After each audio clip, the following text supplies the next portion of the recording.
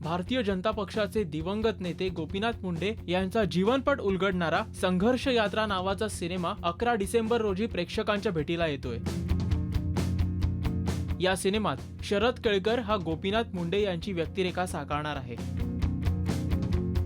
तसंच विद्यमान महिला कल्याण आणि ग्रामविकास मंत्री पंकजा मुंडेंची भूमिका अभिनेत्री श्रुती मराठे साकारते। याशिवाय ओमकार कर्वेनं प्रमोद महाजनांची तर गिरीश परदेशी हे प्रवीण महाजनांच्या भूमिकेत दिसतील। विशेष म्हणजे महाराष्ट्राचे मुख्यमंत्री देवेंद्र फडणवीस यांच्या पत्नी अमृता फडणवीस संघर्ष यात्राच्या निमित्तानं मराठी सिनेसृष्टीत पार्श्वगायिका म्हणून पदार्पण करतायत। ओम सिद्धिविनायक मोशन पिक्चर्सने संघर्ष यात्राची निर्मिती केली असून साकार राऊत या नवोदित तरुणानं संघर्ष यात्रा सिनेमाचं दिग्दर्शन केलंय। नमस्कार, मी श्रुती मराठे।